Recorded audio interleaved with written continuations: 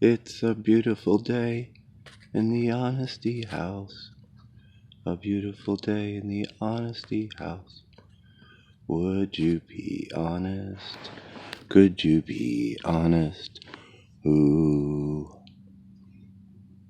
Hi. Good morning.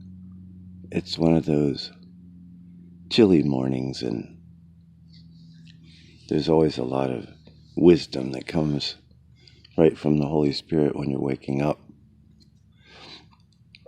And I've lived 60 years of life, and I always like to say, when the Holy Spirit really took over my life, I became a better 17-year-old than when I was 17. Because when I was 17, I had a lot of hate for myself, and I had a lot of ignorance and confusion, and there were some things, a lot of things I really no one had ever taught me how to understand. Nobody had given me understanding about some really, really important things. The first important thing that I wasn't taught was the proofs about Jesus being God. Now, you might think I'm all religious and you might have some attitudes towards me, but if you look at all of history, you discover that there's nobody in all of history who seems to have hundreds of details written down about his life, hundreds and even thousands of years before he showed up. And those things that were written down by 35 different people that didn't know each other. That's amazing. And the first time somebody really showed me that, and also talked about the Dead Sea Scrolls discovery, which is the discovery of a huge library of books in scroll form, hidden in caves. The Dead Sea Scrolls library is all of the Bible books, multiple copies of the Hebrew Bible books, which is properly called the Tanakh. That's all of the Hebrew writings, the Tanakh. Some people call it the Old Testament, but actually there's nothing old about it at all. It's the former covenant, but that's a fancy word that needs describing. When they found the Dead Sea Scrolls library, they found books that were as much as 250 years older than the Roman calendar, which starts around the birth of Jesus of Nazareth. The Roman calendar, or the Julian calendar that we use, is based on the time when Jesus of Nazareth was born. That's what your calendar is based on. Your calendar starts with Jesus of Nazareth. So the Dead Sea Scrolls library has scrolls in it that are as much as 250 years older than Jesus, than when he was born as a child.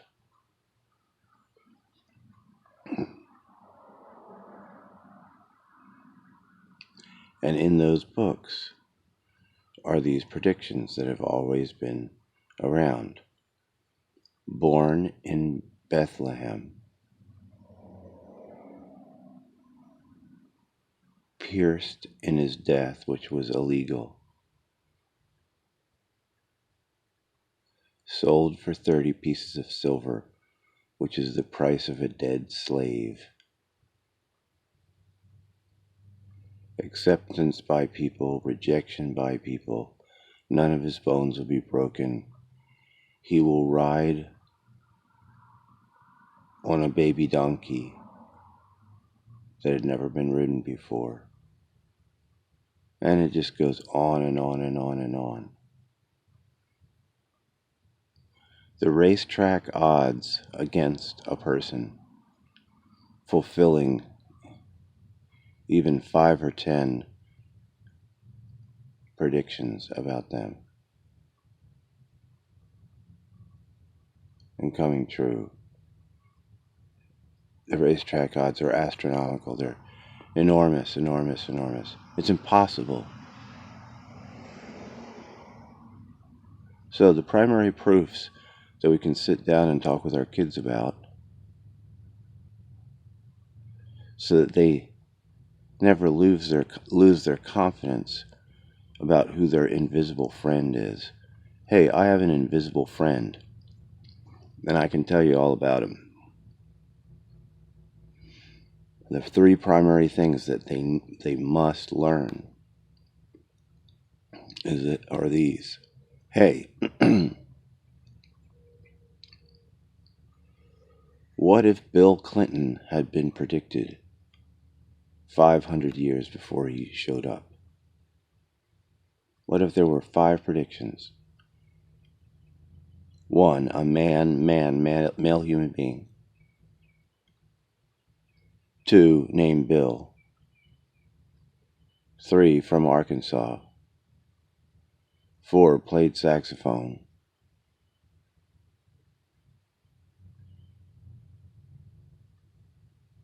5, will become president. That's 5 things. Man named Bill, comes from Arkansas, plays saxophone,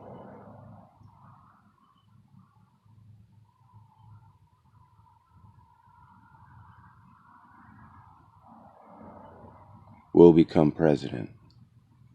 What if those 4 or 5 predictions were written down? What if they were written down 500 years before he was born? And they all came true. But we're not talking about 5. We're talking about 200 to 300 individual predictive points.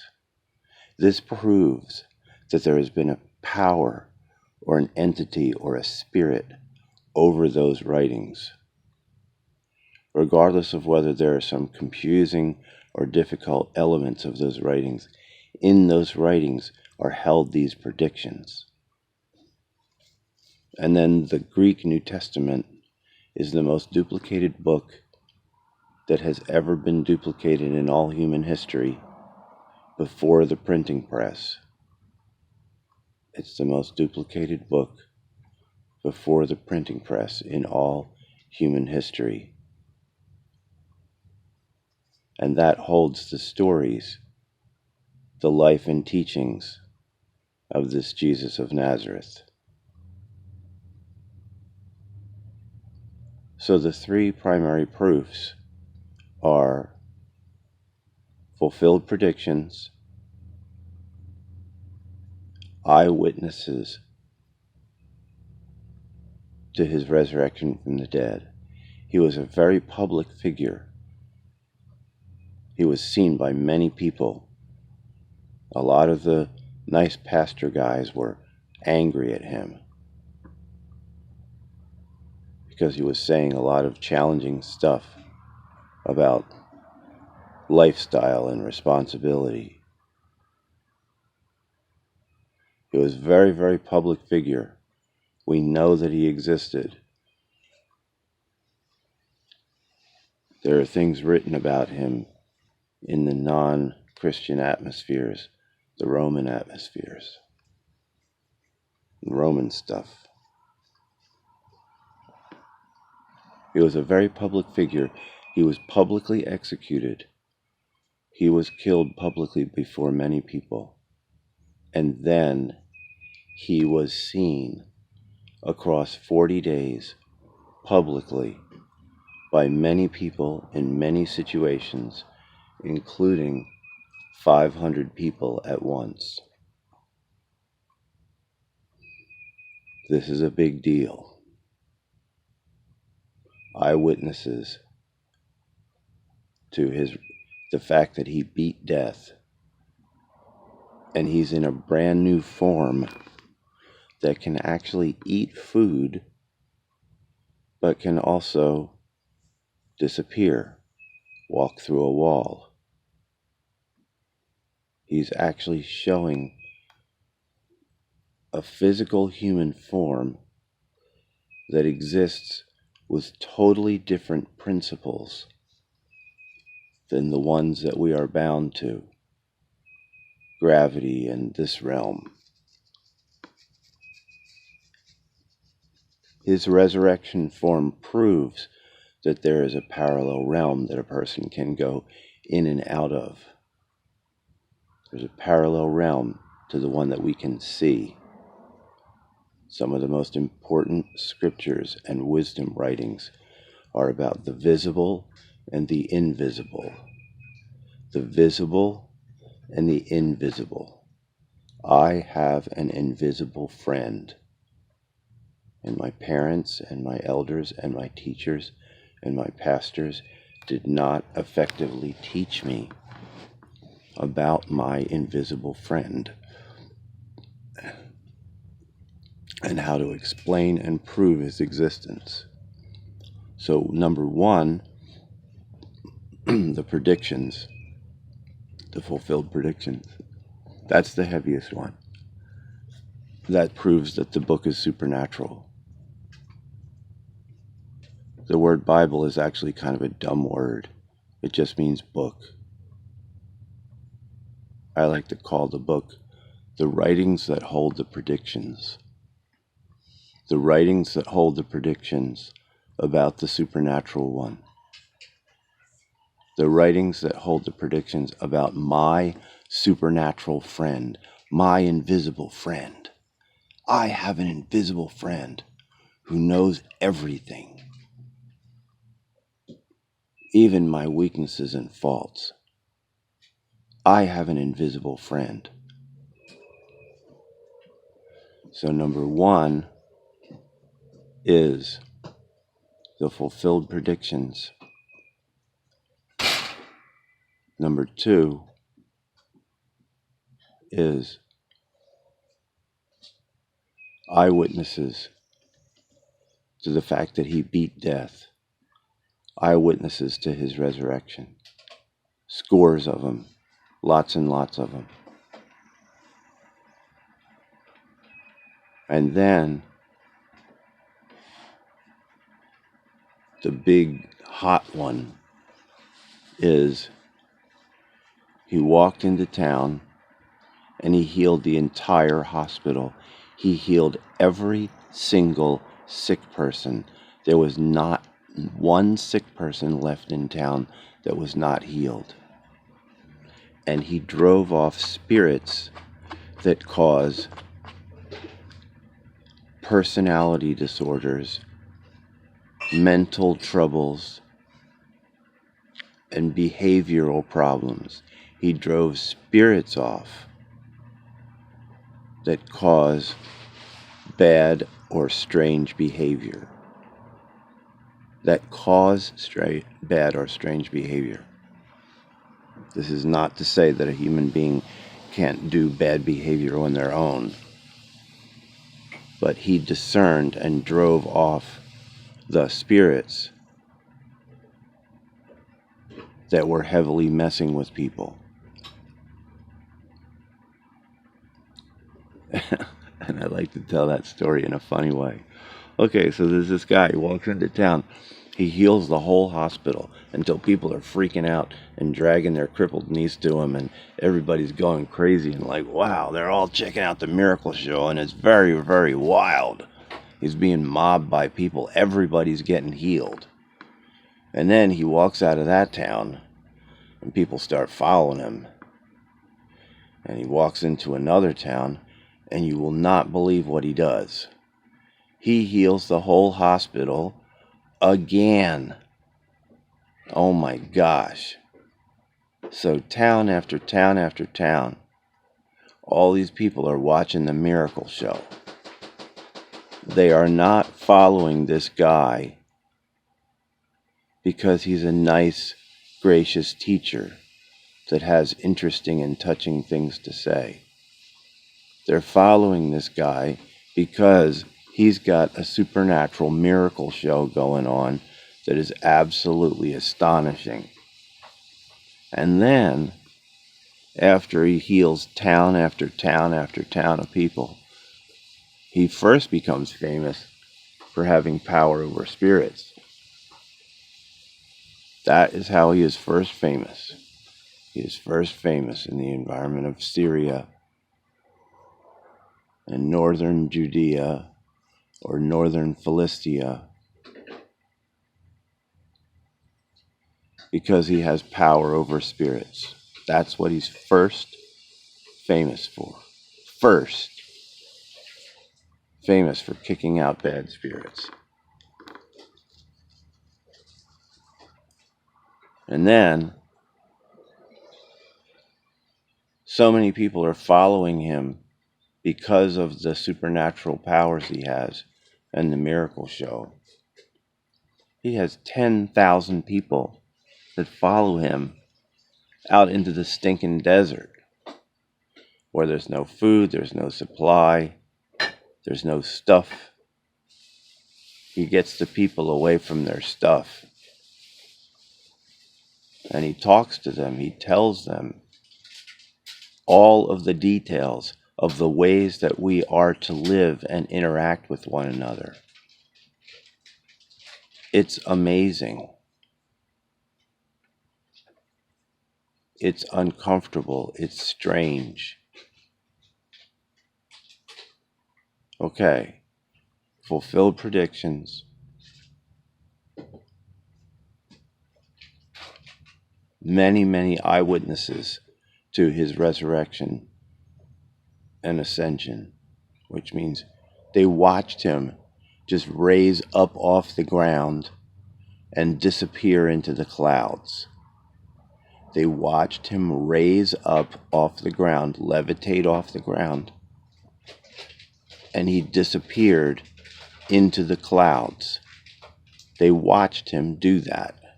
That's how he made his exit into the spirit realm. This is very, very important. This is a real person who is supreme deity, God, who is the strongest spirit, the most wonderful, lovely spirit, the spirit of loving kindness.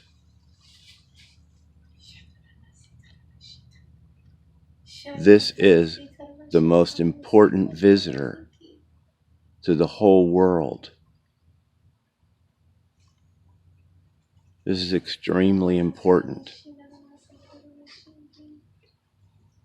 These three things: fulfilled predictions, eyewitnesses to resurrection and ascension, and supernatural powers that literally cause thousands of people to pay attention to him, follow him around. Why did they follow him out into the desert?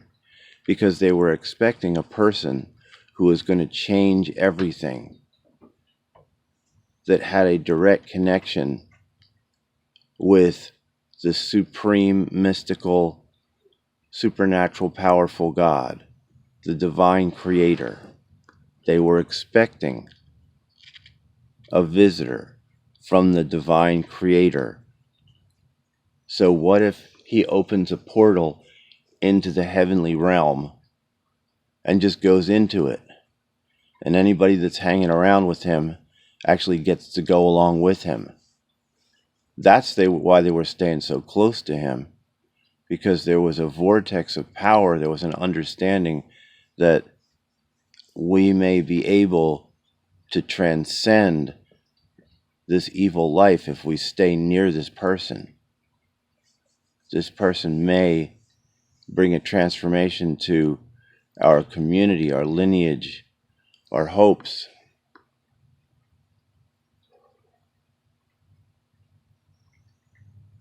So he's got these supernatural powers, but then there's one more thing that's even more important. It's one thing to have supernatural powers, but it's another thing to just walk up to an ordinary guy that works in a factory or works on a fishing boat all day long, a person who's not busy in his books, because when he comes home, he's got to spend time with his family. He's a fisherman, he's out there. It's one thing to have supernatural powers, it's another thing to actually transfer supernatural powers right onto a person. That is a much bigger power. And then that person goes out and displays the same supernatural powers that the original person was displaying. That is a greater power, the ability to transfer supernatural powers. If you look in Acts chapter 8, which is like the Harry Potter showdown